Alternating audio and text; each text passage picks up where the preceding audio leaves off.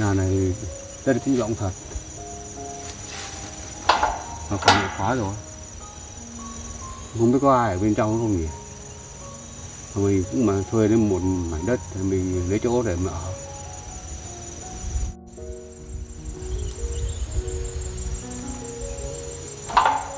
Ngôi cửa lại đi vắng mất rồi, còn mình lại đi chỗ khác, thuê cái chỗ đất ở mới chứ không được.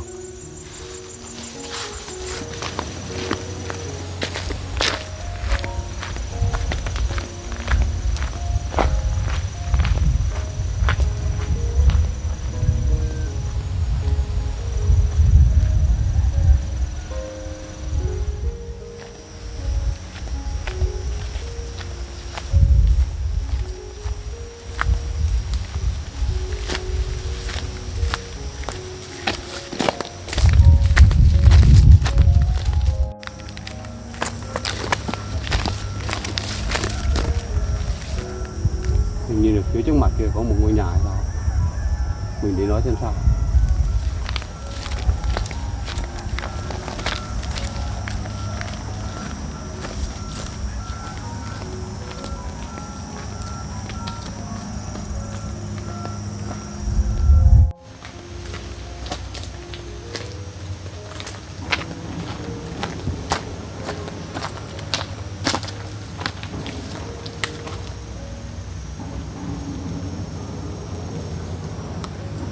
Đây cũng là một ngôi nhà bỏ hoang, bây giờ nó cũng dột nát hết cả rồi.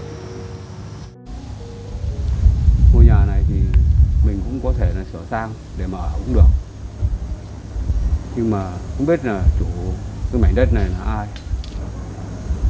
Mình cũng có thể dọn dẹp để mà ở cũng được. Mình mà cũng được ngôi nhà này thu nhập để mà ở thì cũng tốt đấy. Mình cũng đi suốt từ hôm qua tới giờ cũng không tìm được chỗ nào để mà ở cả.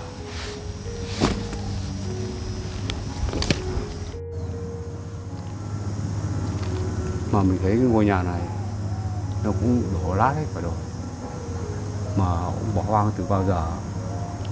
Cây cối nó cũng mọc hết cả trong nhà rồi. Hay là bây giờ mình cứ xuống dọn đi để mà lấy chỗ ở. Khi nào mà chủ nhà họ tới đây thì mình sẽ nói chuyện và hỏi họ sau cũng được.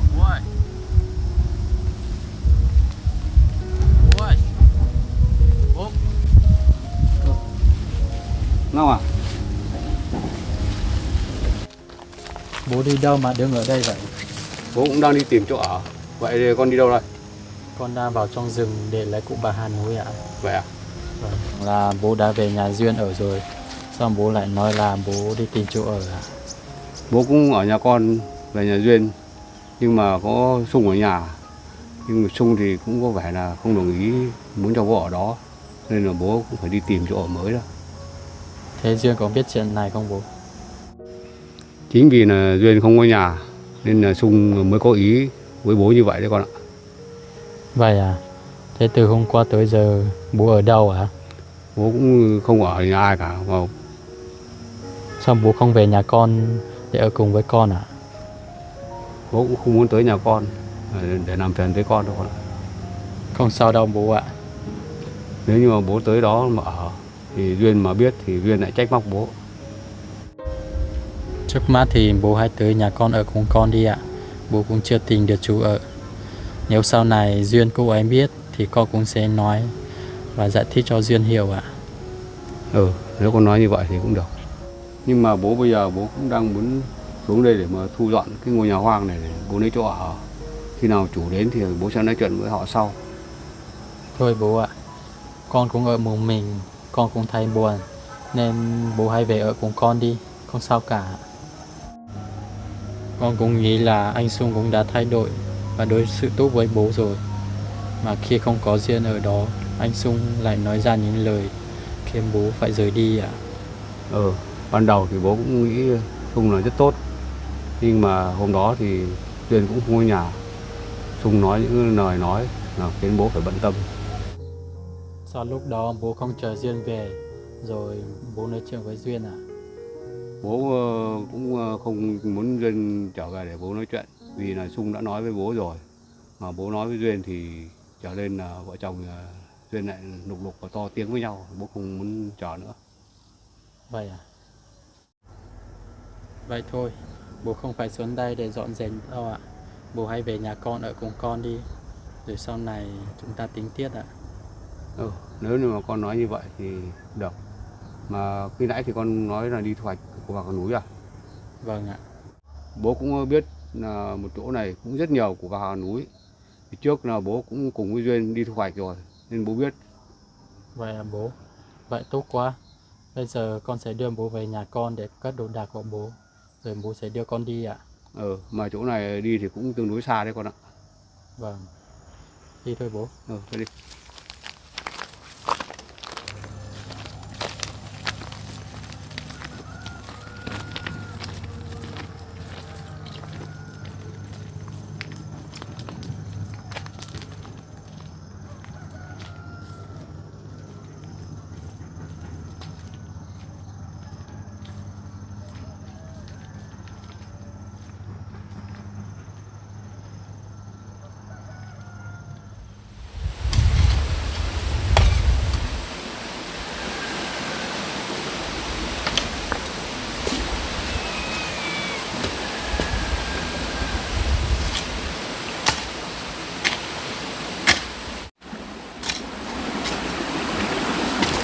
Nhìn đúng luống lạc này lên đều quá, mình sẽ trồng thêm nó một ít nữa vào đây cho nó vuông luống.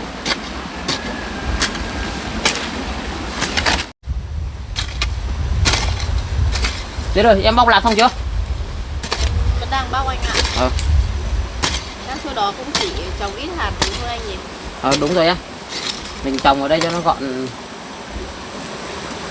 nó đều luống. Đạp mình trồng lên đều quá. Anh thấy cũng vậy, bởi vì bây giờ nó cũng chuyển mùa rồi ấy. Trời nó cũng mưa nhỏ ấy, nên là ẩm đất nên là lạc cũng lên đều quá.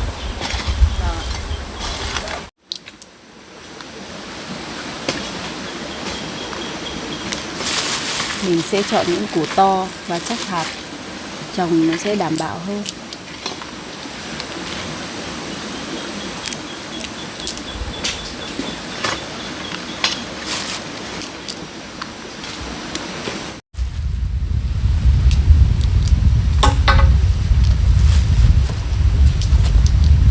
Anh làm đất xong rồi à?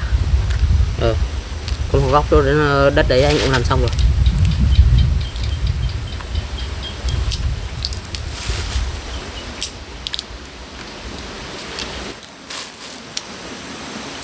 Anh Sung này, suốt từ hôm qua tới giờ em vẫn suy nghĩ về việc của bố.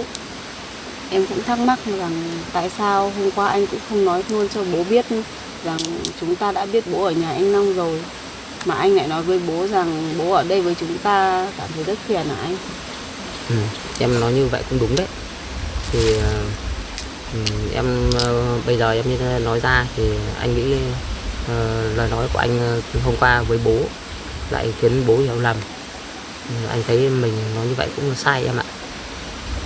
Em cũng đang nghĩ như vậy đấy. Có lẽ bố sẽ hiểu lầm anh thôi. Hôm qua bố cũng nói rằng là bố sẽ không ở đây với vợ chồng mình nữa, mà bố chuyển tới về ở cùng với cả anh trai.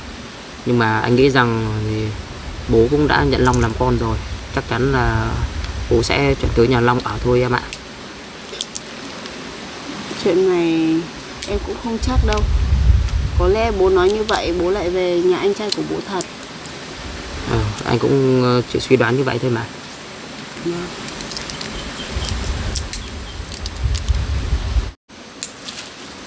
Anh thấy mình bóc từng này lạc cũng đủ rồi đấy. Bởi vì mình trồng dưới kia cũng chỉ có một ít thôi. Mà Duyên này, bạn anh ở công trường ấy cũng đang hỏi anh là đi lấy cây sa nhân, nhưng mà anh không biết cây sa nhân như thế nào cả, em có biết không? Cây đấy em biết anh ạ, nhưng mình phải đi vào trong rừng sâu thì mới có đấy ạ. Mà cây đấy ở trong đó cũng không nhiều đâu. Vậy à?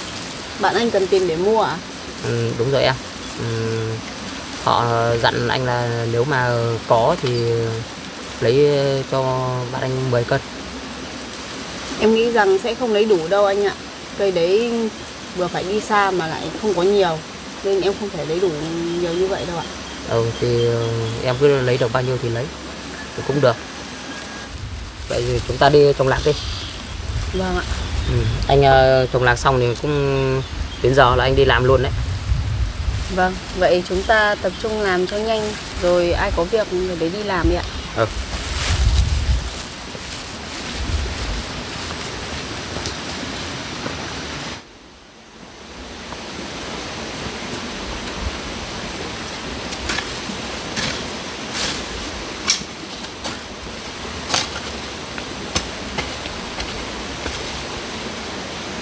Em thả lạc vào đi.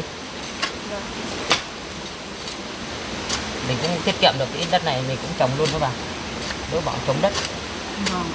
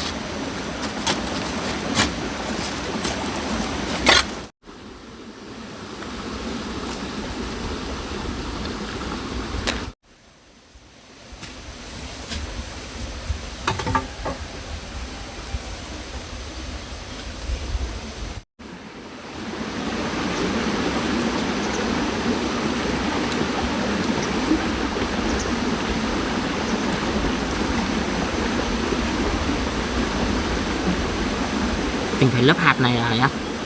Vâng, mình lắc đi anh ạ.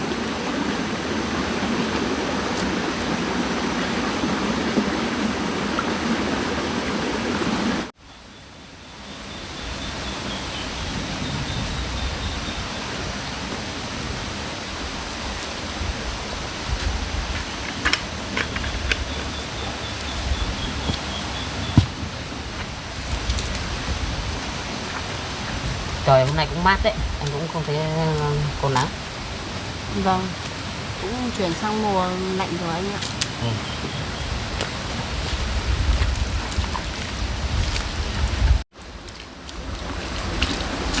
Để em đi kiểm tra xem có chỗ nào lạc không lên để em còn dặm thêm cây vào anh ạ.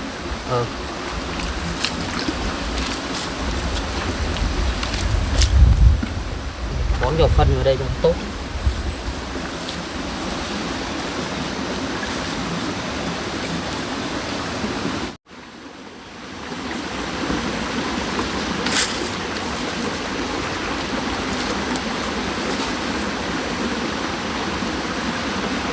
Thế rồi em trồng đi nhá.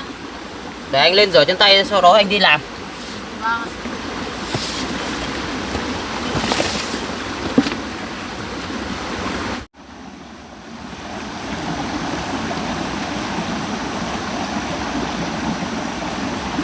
Mình nhìn thấy lạc này cũng có dấu hiệu sâu ăn lá rồi.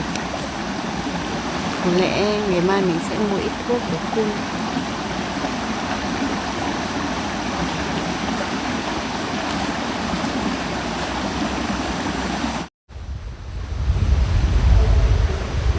Đến rồi. Dạ. Em lát nữa vào rừng thu hoạch của sa nhân giúp anh nhé. Vâng, anh cứ đi đi, lát nữa em sẽ vào trong đó lấy ạ. Anh đi làm đây. Vâng.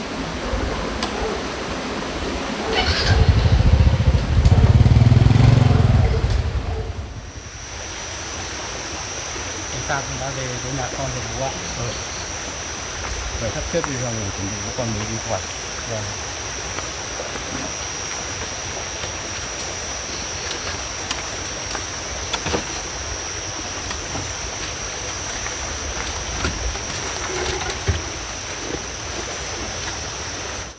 Hay là bố cứ ở nhà đi ạ, để con đi thu hoạch một mình cũng được ạ. Thôi để bố đưa con đến cái chỗ đó rất nhiều con ạ. Để bố con mình thu hoạch cho nó nhanh. Vâng, vậy bố cất đồ đi, con ở ngoài con đợi ạ.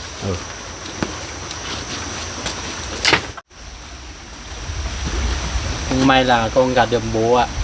Bố đưa con đi thu hoạch cùng bà Hà Núi. Còn ở xung quanh đây thì cũng hết rồi, cũng không có đâu bố ạ. Bố sẽ đưa con tới cái chỗ mà lần trước bố và Duyên thu hoạch đấy, cũng chỗ nó rất nhiều con. Vâng. Thôi đi, chúng ta đi đi. Để con đóng đây ạ.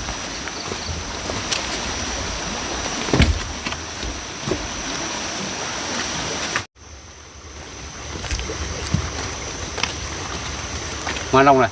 Dạ. Bố con mình cố gắng đi thu hoạch đi để mà lấy tiền làm lại cái máy bếp này đi con. Vâng, con cũng đang có dự định là cũng sẽ mua lại một cái bạt để về che máy bếp của con ạ. Con đã chuẩn bị cầm dao đi chưa con? Con cũng chuẩn bị để vào trong túi rồi bố ạ. Nếu được thì bố con mình đi đây.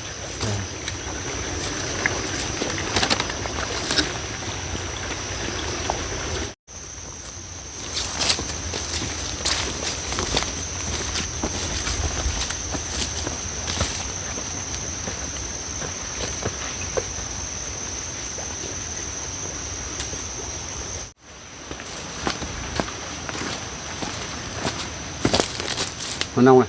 Dạ. Cô thấy cái đoạn đường vào trong nhà con ấy thì nó cũng khó đi quá. Hôm nào chúng ta cũng sắp xếp thời gian đi để mà làm lại cái đoạn đường này đi cho nó dễ con. Vâng ạ, con cũng nghĩ như vậy bố ạ. Thôi để hôm nào chúng ta sắp xếp thời gian nhé. Vâng.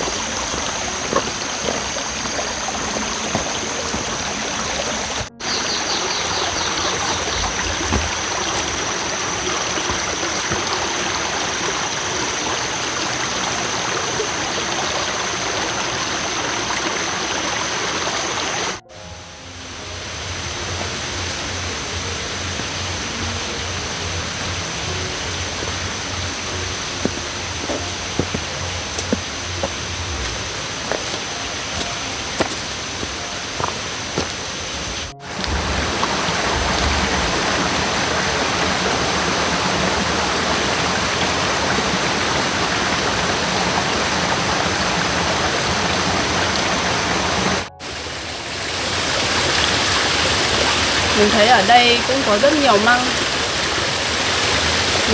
Không biết có cây sa nhân không nhỉ? Bây giờ cũng tới mùa rồi mà.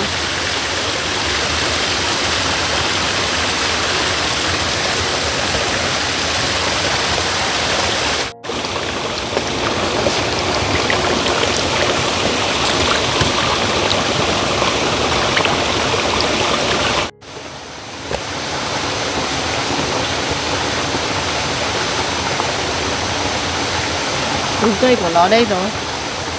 Không biết có củ to chưa nhỉ?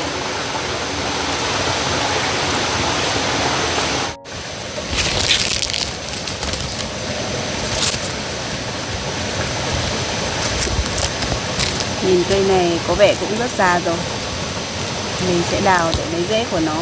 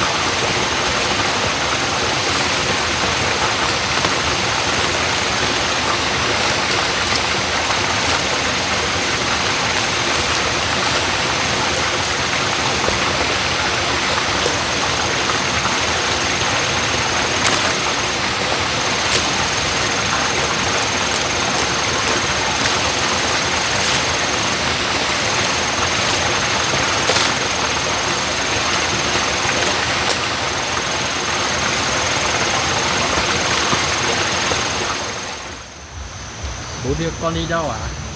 Bố đưa con đi vào khu vực này để mà thu hoạch của bà Hà Núi. Trước thì bố và Duyên cũng đi vào đây rồi, cũng có nhiều lắm mà. Vậy à bố?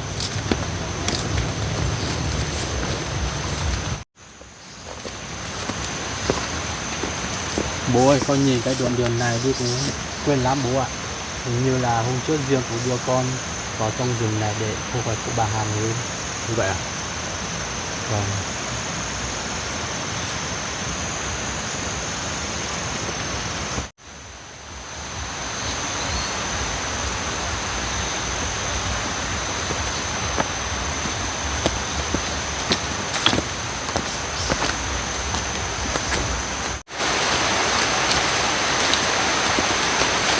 Nào, Dạ. Duyên đi phía ở trên kia này cũng rất nhiều của bà Hà Núi nữa không? Vâng, lần trước con và Duyên con tới đây đã thu hoạch rồi bố ạ, con cũng biết rồi. À, đi đi.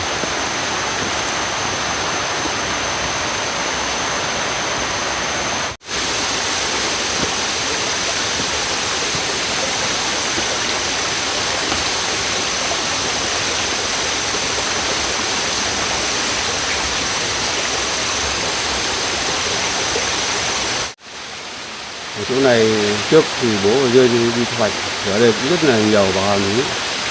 Mà bây giờ thì cũng ít thế này, hay là mưa, nước về nó trôi hết thì Bố ơi, con thấy phía bên kia cũng có bùng bới ạ. về. Vâng. À kia, bố cũng nhìn thấy một cây bà Hà Núi rồi cơ. Vâng, con cũng nhìn thấy rồi bố ạ. Lần trước con và Duyên đi thu hoạch thì là con cũng đã trồng lại. Con nó sống để mình có thể thu hoạch lại bố ạ. Con nào như vậy thì rất là tốt.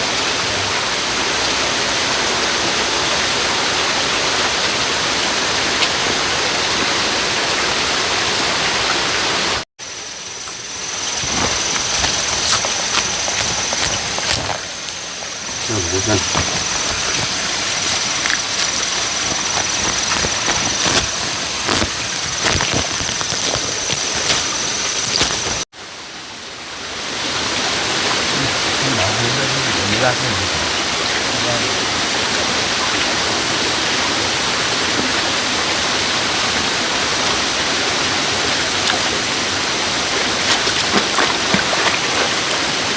Rau đây bố ơi.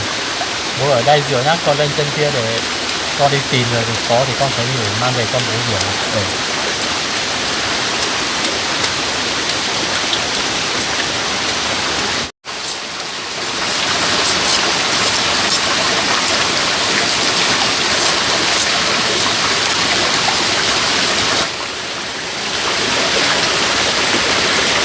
Long thì bây giờ nó cũng đã biết tự một mình nó đi thu hoạch rồi. Bây giờ mình cũng đã về ở với nó rồi thì mình sẽ cùng với nó đi thu hoạch thường xuyên để mà lấy thu nhập.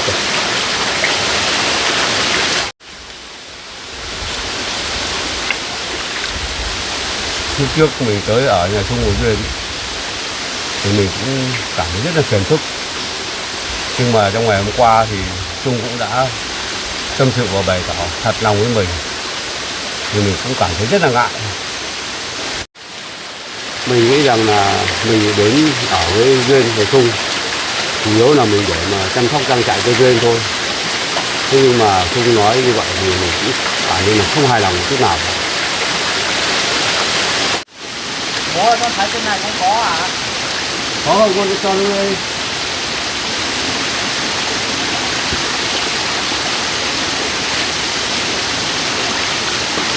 Con lấy xuống nhá. Ừ. Đây bố ơi.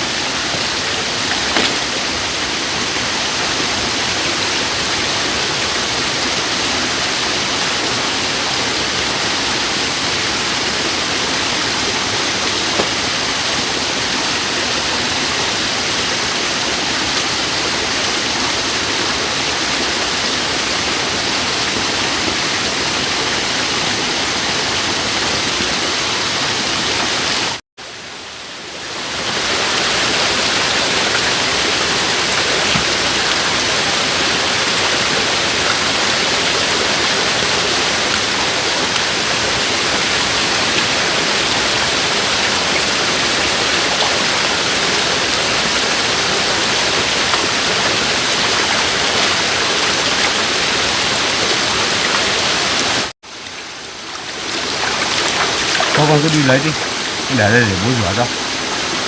Vâng ạ. Mà bố này, bố có dự định, bố có về nhà Duyên để ở nữa không ạ? Khả năng là bố cũng không về đấy ở nữa đâu. Sao vậy bố? Vì là bố mà ở với vợ chồng nhà Trung ấy, thì bố cũng cảm thấy là rất phiền hà đối với gia đình nhà Trung. Nên là bố quyết định là về ở với con. Vâng. Vậy bố cứ ở đây dựa vào làm thế đây ạ. Con đi nhổ tiết đây ạ. Con đi đi.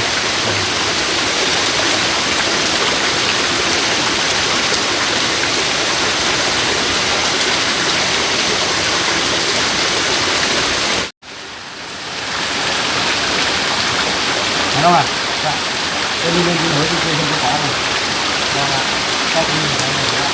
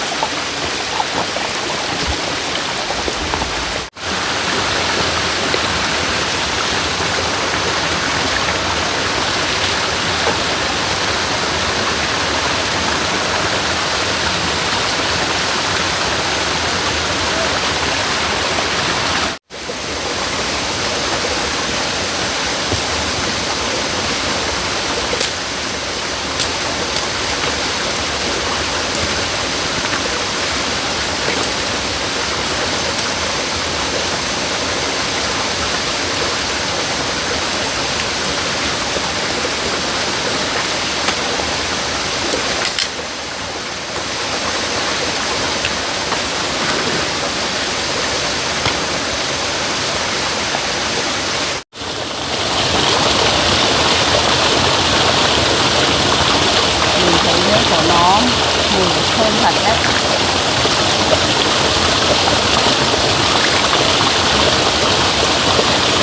Tuy vào trong rừng sâu một chút nhưng mình lấy được cây thuốc quý như vậy thì cũng rất xứng đáng.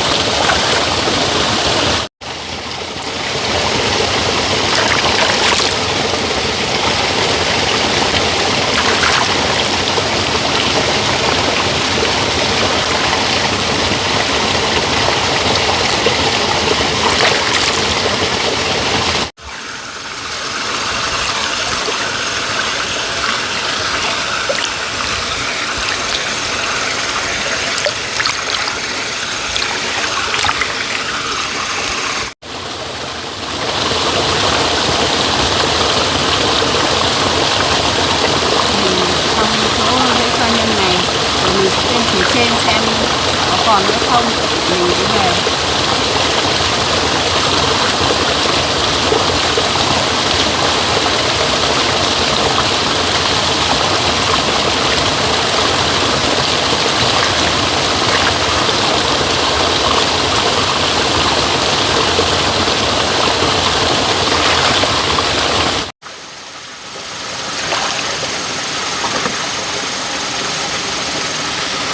Mình thấy ở trong khu rừng này cũng có củ bạc hà núi.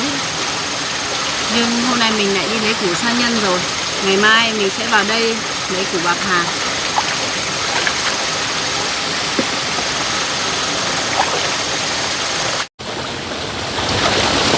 Mình thấy nước suối ở đây cũng rất trong và sạch.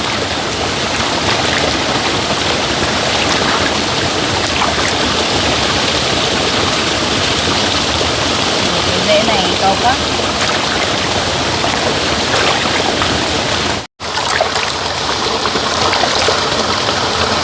Cũng may là mình tìm được củ này to thật, dùng được cả củ và rễ.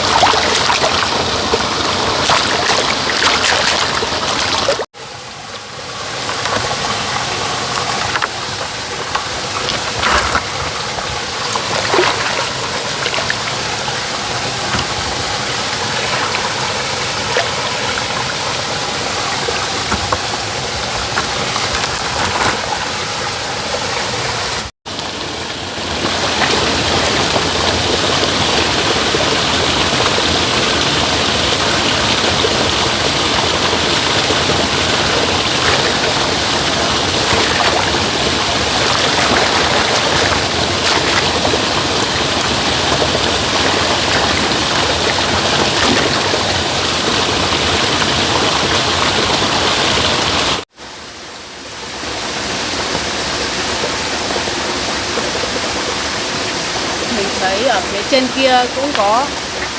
Mình sẽ lên đấy lấy.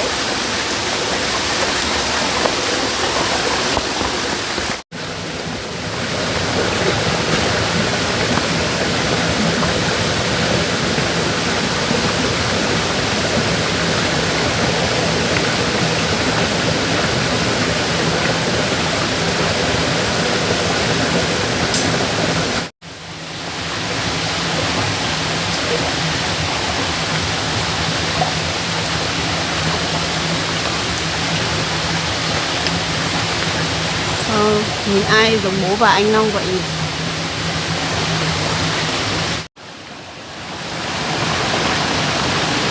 Sáng nay anh Sông nói với mình cũng không sai.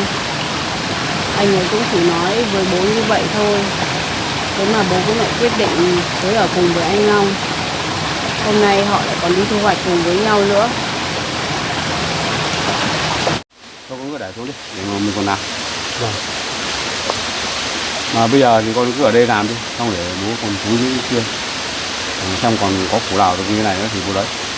Thôi bố cứ ở đây làm đi ạ, để con xuống con tìm cho. Được. Để con đi cho ạ. Trời cũng mưa nên đá cũng rất là trơn. Bố đi không an toàn đâu ạ.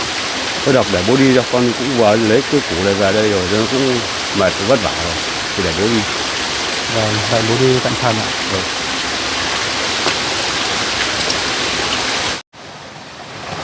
Có lẽ bây giờ mình cũng phải lên đó để gặp bố, xem bố sẽ biết đến mình như thế nào. Bố và anh Long có lẽ cũng đang xuống tới đây rồi. Thì cứ đợi hai người họ ở đây vậy.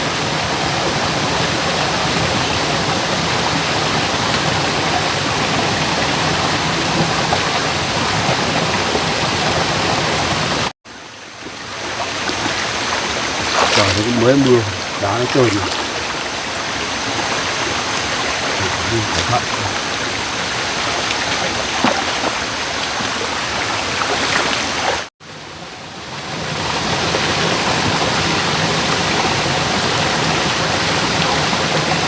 Bố hả? Biết à? Sao còn ở đây? Con vào đây thu hoạch bố ạ. Đi thu hoạch à? Bố đang đi đâu vậy ạ?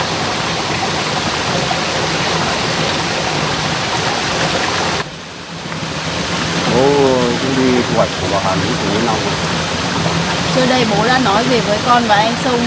Vậy mà hôm nay bố lại đi thu hoạch của bà Hà Núi với anh Long vậy ạ? Mọi chuyện nó cũng dài lắm con ạ, không như con nghĩ đâu. Con nghĩ rằng chuyện dài của bố cũng chỉ là việc bố quyết định về ở cùng với anh Long, có phải không ạ? Nhưng chuyện này đâu có dài đâu, cũng chỉ rất ngắn thôi ạ. Mà bố cũng đâu có nói cho con và anh Sung biết rằng bố sẽ từ đó ở đâu ạ. Con cũng không ngờ bố vẫn tiếp tục nói dối vợ chồng con để bố quay lại ở cùng với anh Long. Hay là bố lại nhận lại anh Long là con của bố rồi ạ? Không phải đâu con ạ. Trước này thì bố cũng muốn ở nhờ nhà Long một vài ngày thôi chứ không phải là nhận Long làm con đâu. Có thật là như vậy không ạ? Còn việc bố về quê, bố có tìm thấy mẹ con không ạ? Bố về quê rồi nhưng mà cũng không tìm thấy mẹ con đâu. Có thật là bố về rồi không ạ? Hay bố vẫn ở nhà anh Long từ hôm đó tới giờ ạ? Bố nói thật mà, bố cũng đã về quê của mẹ con, tìm mẹ con khắp nơi rồi nhưng mà cũng không thấy mẹ con đâu cả. Có thật là bố đã tìm mẹ con như vậy không ạ? Thật mà. Thôi bố không cần nói dối con nữa đâu. Mọi chuyện con cũng đã biết hết rồi đấy ạ. Không biết gì vậy? Hôm đó bố nói với con là bố sẽ về quê. Vậy mà ngay ngày hôm sau con lại thấy bố ở nhà anh Long rồi. Vậy là sao ạ? Chuyện cũng không đơn giản như con nghĩ đâu. Hôm đó thì bố cũng về quê, thế nhưng mà ngang đường bố gặp Long bị nạn, nên là bố cũng cứu Long về nhà Long. Thôi bố đừng nói dối con nữa, con không tin đâu ạ. Sao đến bây giờ mà con lại không tin bố? Bố nói hoàn toàn sự thật mà con lại không tin bố là thế nào nhỉ? Bố bảo con tin bố làm sao được ạ? Bố bây giờ lại tới nhà anh Long ở. Và hôm nay lại còn đi thu hoạch của bà Hà cùng với anh ấy nữa.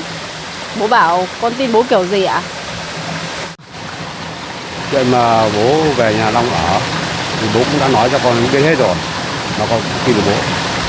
Bố ơi, bố có thể lấy thêm một lý do nào khác để thuyết phục con có thể tin lời của bố được không ạ? Ngay ngày hôm sau, con cũng có nhìn thấy bố ở nhà anh Long. và tận mắt con được chứng kiến. Sau đó con về nói với anh Sung, nên anh Sung mới nói với bố chuyện là anh ấy không đồng ý cho bố ở đấy ạ. Thật sự ra thì bố cũng ở đó để mà chăm sóc Long 1-2 ngày cho nó khỏe thôi, xong là bố cũng về quê. Nhưng mà hôm bố về quê tìm mẹ con thì cũng không thấy mẹ con đâu, thì bố cũng về nhà con. Thế nhưng mà gặp Trung thì ở đó, con không có nhà.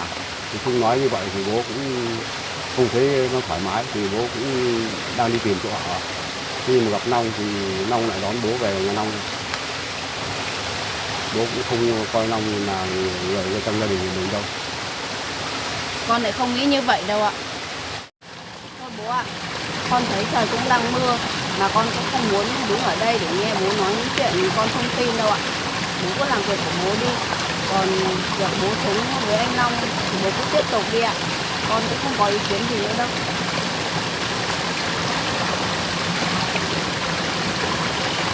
Duyên, con cũng không nghe gì lời bố nói à? Con cũng muốn tin lắm, nhưng tất cả những việc bố làm khiến con không thể tin được đâu ạ. Con chào bố ạ. Duyên, cho cô giải thích đã. Không biết bố xuống kia nói chuyện với ai mà lau thế nhỉ? Bố ơi!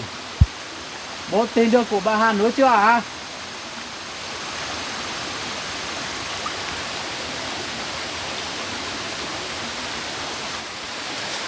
Không biết bố làm gì ở dưới kia mà lau thế nhỉ? Mình cứ xuống đó xem như thế nào.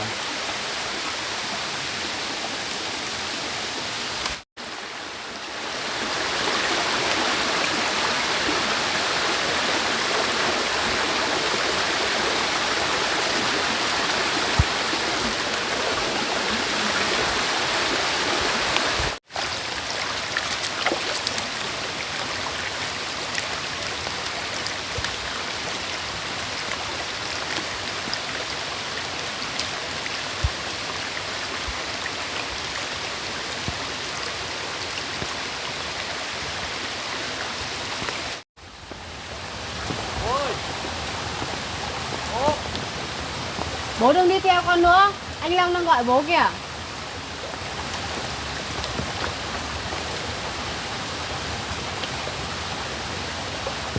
Cũng đã nói với con rồi, có mặt Trung và Duyên thì đừng gọi bố bằng bố mà. À, con cũng quên mất rồi bố ạ.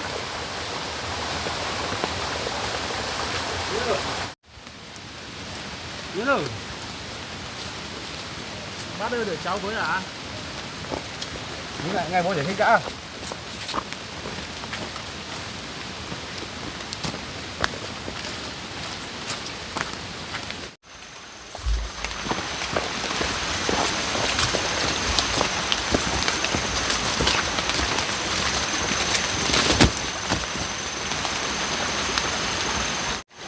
Bác ơi, chúng ta không đi thu hoạch nữa mà cứ đi theo Duyên làm gì ạ?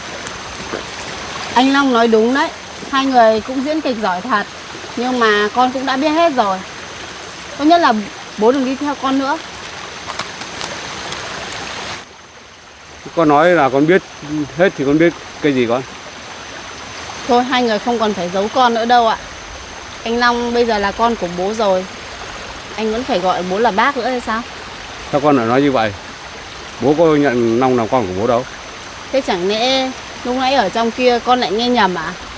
Chẳng qua là Long nó cũng quen mồm thôi, chứ thật sự là bố không nhận Long đâu. Đúng rồi Duyên ạ. Tôi và bác cũng không còn liên quan gì tới nhau nữa mà. Anh nói anh và bố không có liên quan gì với nhau nữa hay sao? Vậy mà hai người lại đi thu hoạch của bạc Hà núi cùng với nhau. Tôi cũng thấy lạ thật đấy. Sự thật không giống như cô nghĩ đâu Duyên ạ. Tôi cũng không muốn nghĩ như vậy đâu. Nhưng tất cả những gì bố và anh nói tôi cũng đã nghe thấy hết rồi. Bố nói rằng khi nào có tôi và anh Sung trước mặt anh không gọi bố là bố nữa. Có phải như vậy không ạ bố? Bố nói khi nào? Mà bố có nói như vậy đâu. Bây giờ bố vẫn muốn che giấu nữa à? Cái hôm bố và anh Long ngồi ở cửa nhà anh ấy rồi cùng nhau ăn mì á, con cũng đã nghe thấy hết hai người nói gì rồi đấy ạ. Không, bố không nói như vậy đâu. Thôi, bây giờ bố vẫn muốn chối như vậy, con cũng không muốn nói chuyện với bố nữa. Hai người cứ đi tiếp tục làm việc của mình đi, con cũng phải đi về đây. Duyên, Sao bây giờ con lại hiểu lầm bố như vậy? Bố à, có lẽ là Duyên cũng đã biết chuyện mà hôm trước con và bố đã nói với nhau rồi. Mà bây giờ mọi chuyện nó đã như vậy rồi thì con sẽ tính sao đây? Theo con thì bố hãy cứ về nhà con ở tạm một thời gian đi ạ. Anh Xuân cũng không cho bố về nhà của Duyên ở nữa. Thôi được, bố ở nhà con rồi chúng ta sẽ tính sao con ạ. Vâng. Vậy chúng ta tiếp tục vào rừng để cái cụ bà Hàn mới đi bố. Thôi, bây giờ nó cũng đầy gùi rồi thì chúng ta cũng không đi khỏi nữa. Bây giờ chúng ta cũng về con ạ. Vâng. Bây giờ nó cũng đầy gùi rồi con. Mà nó nặng này. Con cho con gùi đấy. Thôi để bố ôm cho một củ đi. Thôi con cũng điêu điều mà bố. Được, bố ôm đỡ nặng. Vâng. Đi thôi bố.